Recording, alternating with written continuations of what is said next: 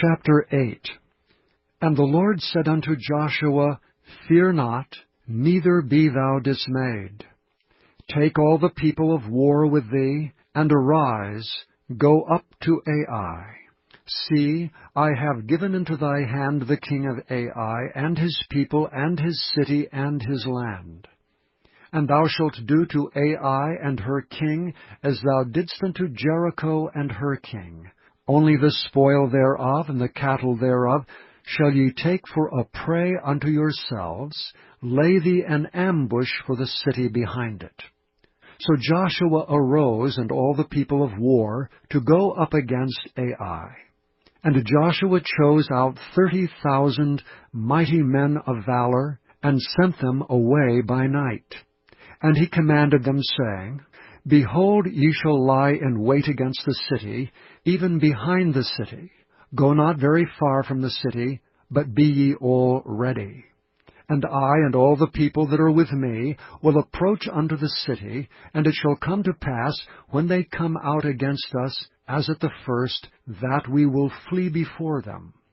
For they will come out after us, till we have drawn them from the city. For they will say, They flee before us, as at the first, therefore we will flee before them.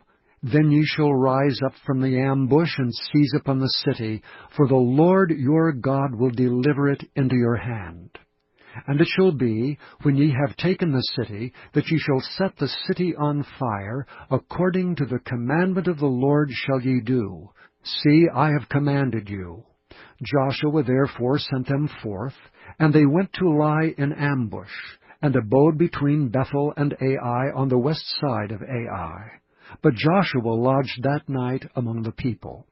And Joshua rose up early in the morning, and numbered the people, and went up, he and the elders of Israel, before the people to Ai.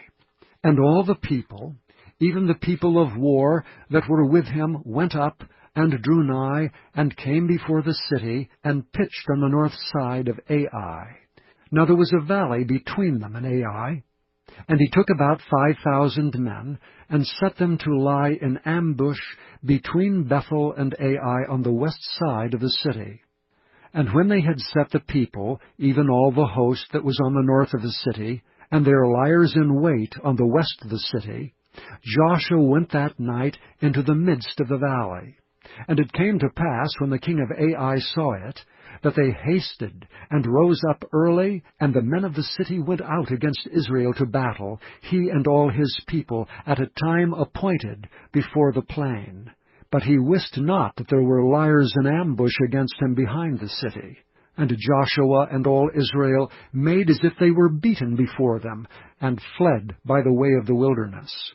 And all the people that were in Ai were called together to pursue after them. And they pursued after Joshua, and were drawn away from the city.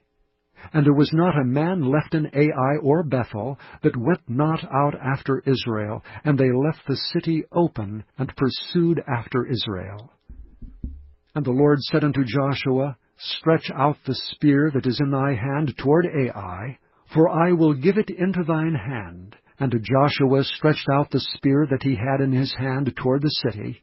And the ambush arose quickly out of their place, and they ran as soon as he had stretched out his hand, and they entered into the city, and took it, and hasted, and set the city on fire. And when the men of Ai looked behind them, they saw, and behold, the smoke of the city ascended up to heaven, and they had no power to flee this way or that way. And the people that fled to the wilderness turned back upon the pursuers. And when Joshua and all Israel saw that the ambush had taken the city, and that the smoke of the city ascended, then they turned again and slew the men of Ai. And the other issued out of the city against them. So they were in the midst of Israel, some on this side and some on that side, and they smote them, so that they let none of them remain or escape. And the king of Ai they took alive, and brought him to Joshua.